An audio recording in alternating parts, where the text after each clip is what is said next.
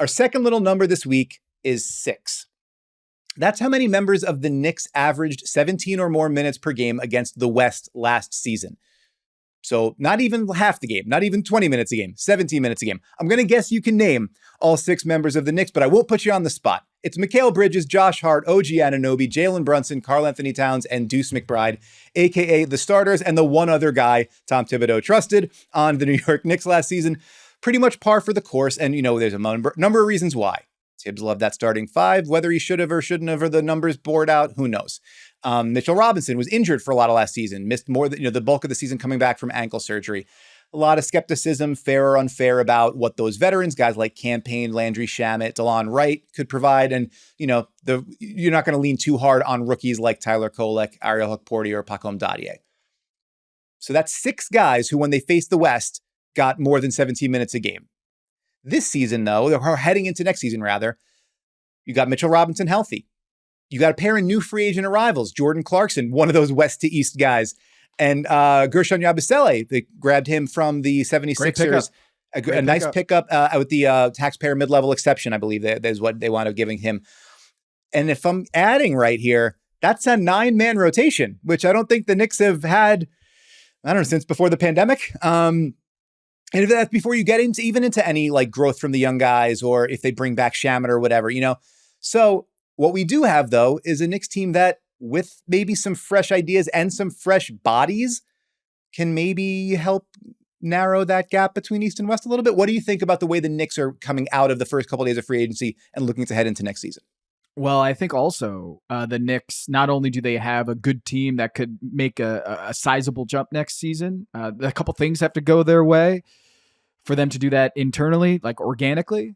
But they're also in position to go after LeBron if he decides I want to be traded and I want to go to Madison Square Garden. We saw last year. This is Lucy in the football, though, man. It's Lucy in the football. It's like, how many times in my life can I hear about how LeBron James is coming to the friggin' Garden? Anyway, I'm sorry. Go ahead. At the deadline. Well, he at the deadline last year tweeted out an hourglass emoji. Then he wore these orange and blue Knicks colored kicks while walking up the ramp and saying, "Mr. James back in the Garden, Mr. James at the Garden." And then after the game, of course, in the post-game press conference on ESPN, he made sure that he had a Knicks towel draped over his shoulders.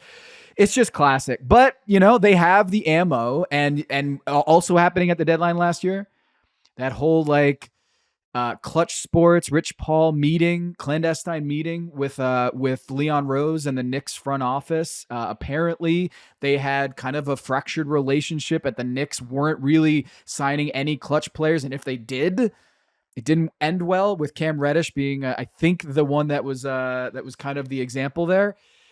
Now we're seeing Jordan Clarkson going over to the Knicks, a clutch client going to the Knicks and signing there. The fruits of that labor, coming out of that meeting, Jordan Clarkson is the guy, right? But maybe the real guy is LeBron. LeBron has always flirted with this idea and teased us and trolled us about the Knicks.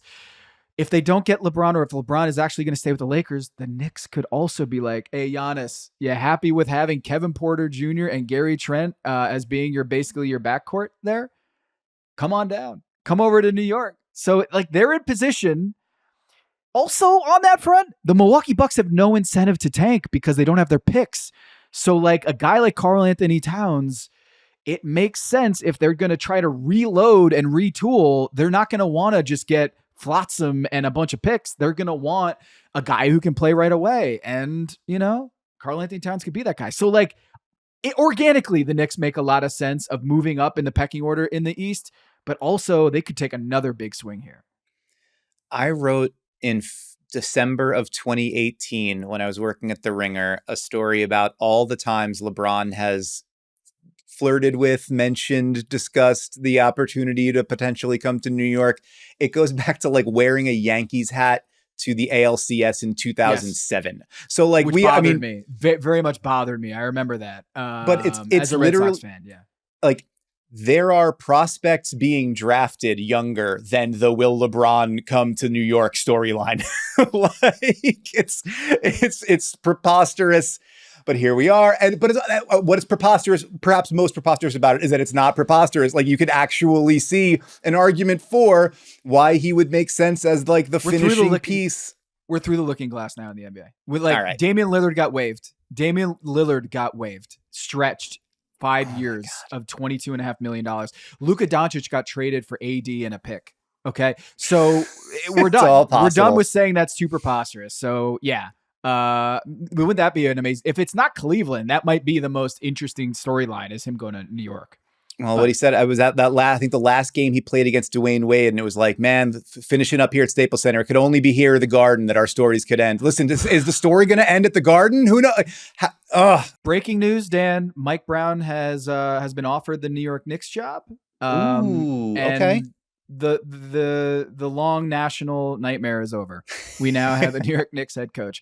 First thoughts for me is glad he got back on his feet. I think he got a raw end of the deal in Sacramento after what he did to revive that team with, I think, kind of as you can see now, an awkward fit roster construction. And Sabonis is really tough to build a playoff caliber roster and defense around. And now he gets a chance to do work his magic with this New York Knicks roster that evidently James Dolan and Leon Rose, depending on who you believe, who was behind this deal to fire Tom Thibodeau, they believe that this was not enough. The Eastern Conference Finals with the Knicks was not enough, and that they have another level that they can get to. And Mike Brown, they feel, after canvassing the entire league of people who were employed, they end up getting maybe the top head coach free agent that was an NBA head coach last year with the Sacramento Kings before being let go 31 games into the season with a 13-18 record. The thing that jumps out to me is why Mike Brown? Well, defense was always Tom Thibodeau's calling card, so it doesn't really make all that much sense, like from an offensive mind, why you go with Mike Brown, who's traditionally more of a defensive mind, but Sacramento had some awesome offenses there under his helm. Yeah. And like you have pointed out to me, the James Borrego piece is really interesting as an offensive lieutenant coordinator for Mike Brown. We'll still see what happens there. But again, like if we're going to read the tea leaves here, if LeBron was possibly on the market, would he want to play for Tom Thibodeau? I don't know. Would he want to reunite with Mike Brown?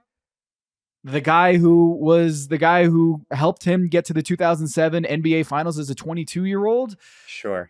I don't know whether that changes or moves the needle for LeBron, but I do think that from a coaching standpoint, I think Mike Brown is a little bit more highly regarded among players in terms of guys I would play for. So maybe the Knicks think that Mike Brown is a more player-friendly coach who might be easier on the players, more open-minded about certain things, not as rigid in his rotations.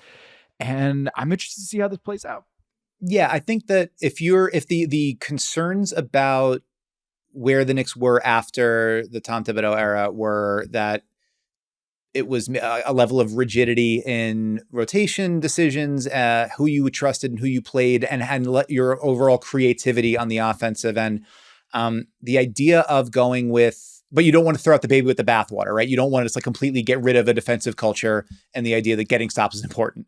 You get a guy in Mike Brown who comes from the Greg Popovich coaching tree, who also spent, 6 or 7 years under Steve Kerr in Golden State. And there's that meld of we are going to be like a, buttoned up, hard line defensive team, but also strength in numbers and a little bit more flexibility, a little bit more fun, like a little bit more looseness in terms of the way we approach things. And I think you're right to point to the fact that he got to Sacramento and like completely re-envisioned what that offense was going to look like and said, I've been given these kind of disparate pieces. How do I make something happen? It's like, it's all dribble handoff and it's all, high speed, high pace, high shooting. And I don't know that anybody necessarily would have expected that that's how Mike Brown would coach offense. And then he got to Sacramento, took the pieces that he had and made something interesting out of it. Number one offense in the NBA, and made something really interesting out of it. And then also got to the seventh game of a playoff series against the Warriors in that first season. Needed Steph to go for 50 in game 7 to knock them off. They were roughly as good the next season in Sacramento, just that the West got better around them, and they wound up on the short end of the stick. I think 48 wins and 46 wins in his first 2 full seasons there. He's like never, I think he's once had a full season finishing under 500. He's been all those years in Cleveland. They had the 1 year in with LA where he went 41 and 25 in that lockout shortened season. He got fired very early the next season and replaced by Mike D'Antoni.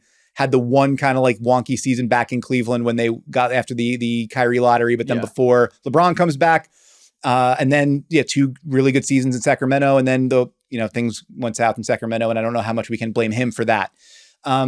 All of which is to say, it does not profile as the like slam dunk, no doubt about it. We've leveled up inarguably over what Tom Thibodeau was, kind of higher, that I think a lot of people were maybe hoping for. If you are going to make the move to move away from Tom Thibodeau, you need to know who you are hiring, and it needs to be a clear upgrade in whatever way. This does not necessarily feel like a win the back pages kind of hire, which is, I think, maybe the best argument you can make for the possibility that it is the right kind of move. Because throughout the time that the Knicks have been under Leon Rose's watch, they have not necessarily done a whole lot of win the back page stuff. They've done a lot of brick by brick, bit by bit, build a more competitive, more cohesive, more sensible roster. The idea of we bring in a guy who we know can coach defense, who's also maybe a little bit more willing to use his bench and think a little bit outside the box in terms of the way he approaches things offensively, especially if you are able to bring in an offensive coordinator like Borrego, who has drawn raves for his ability to do that first, in Charlotte when he was there, and then in New Orleans and other outposts that he's been to. It potentially solves the problems that the Knicks saw that they had, and while retaining some of the things that have helped build the Knicks back up. So cautious optimism here, much more to be revealed. And then, of course, if LeBron comes, it kind of changes everything. So who knows where we'll be by this time next week. But for now, the Knicks have a coach. No more openings in the coaching search for the NBA. We move forward through our NBA offseason. I'm excited for the hourglass emoji from LeBron after this news.